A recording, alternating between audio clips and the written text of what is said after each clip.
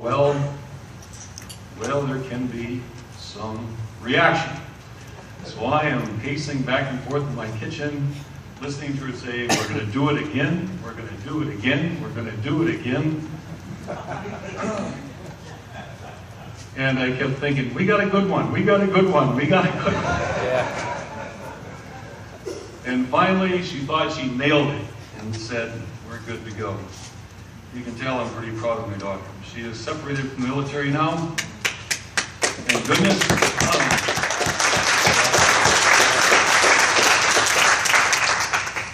She separated from the military not because she didn't want to serve her country. She separated from her military because our politicians will use soldiers up and throw them away without regard to what happens to them. They will deploy them over and over and over again. We've had Marines deployed 9 times.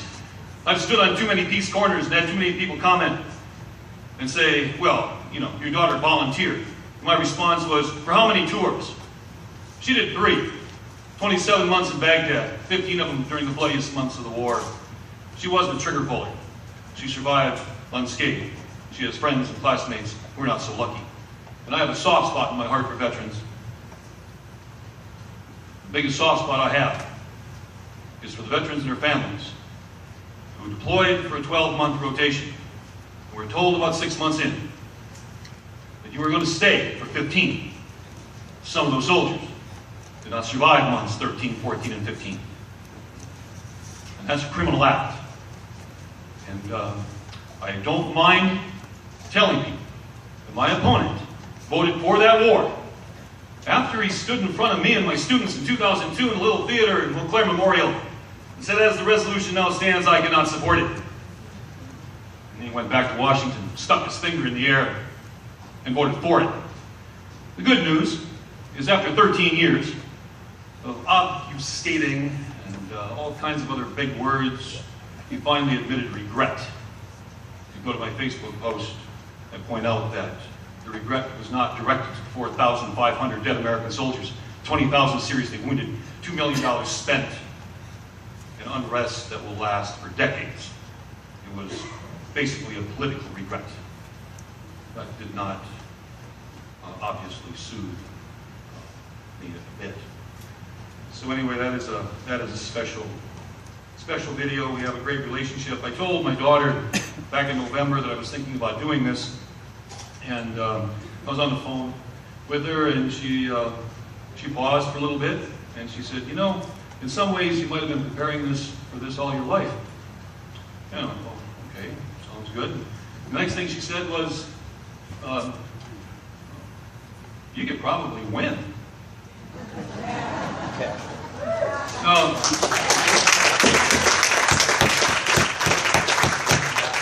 I have to know that our relationship is not that, oh, daughter says, go dad, all the time. The last conversation I had with her about a big decision was moving my son back to our home in North Dakota for various reasons, and I told her what I was planning on doing, and her response was, that's the stupidest thing I've ever heard of.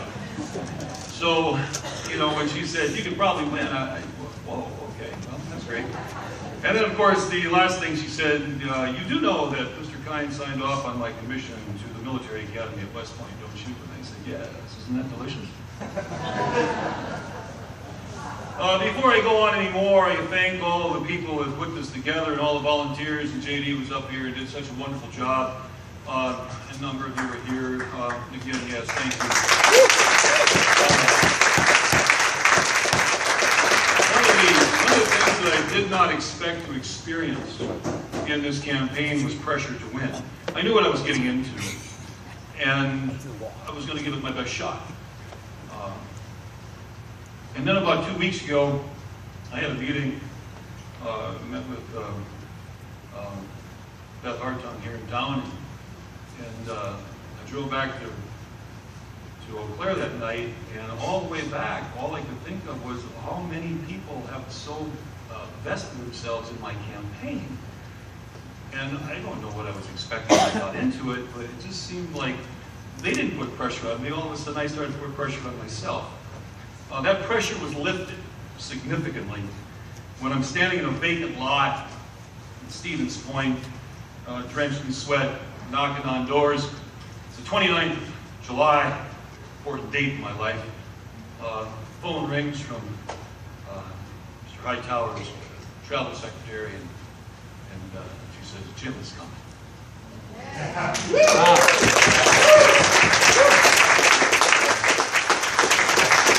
I made knocking on doors the rest of the day real easy, Mr. Hightower. Thank you so much. Thank you for being here. So you can't, I mean, there's so many people, and I suppose I should thank all 10 of my full-time campaign volunteers.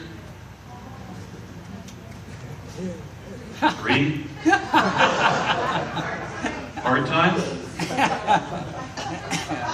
Well, the book says you can't do this with 3 part-time campaign workers. Okay, thank you. No, we have a grassroots campaign that we launched at my kitchen table, and thank my campaign treasurer, Steve Wagner, who bailed me out when we were crashing and burning because we didn't have a treasurer. He's down here taking pictures. Jody jumped on the bandwagon after the burning phenomenon swept through western Wisconsin, and then of course I have my ramrod, Steve Carlson, who's been living in my basement for a year.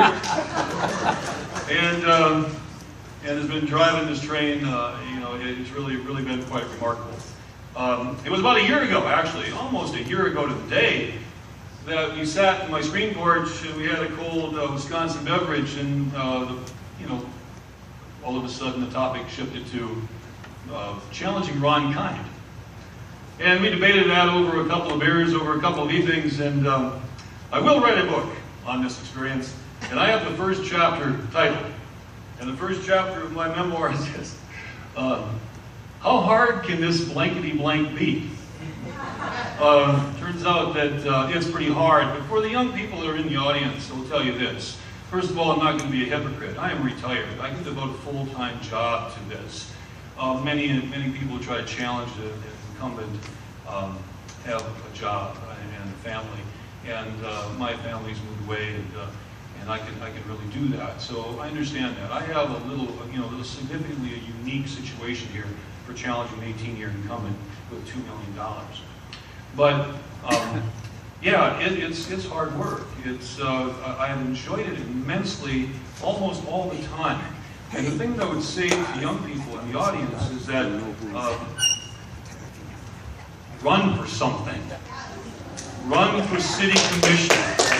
Run for the school board. Be a county supervisor. Run for something. And yes, it's going to be hard work. It's going to be a pain in the butt. But here's the thing that I can offer. You're going to have the best time of your life. And that's worth doing it all by itself, besides possibly changing our stars a little bit. So I really appreciate all the help I've got, and I just have been having a great time. Now, most of you know that I'm a retired history teacher. I was criticized on a radio show early in this campaign by a man who called in and criticized my background in history as, well, you know, qualifications for Congress. And I responded into the microphone. I said, well, because the caller implied that you should have some economics background. And I responded into the microphone. I said, you know what, the top-level economics degrees from prestigious universities all over the country, everybody working at Goldman Sachs and Lehman Brothers, and they crashed the economy with it. So I tend to think that maybe a little bit of history should apply when you start to pass legislation like the Trans-Pacific Partnership.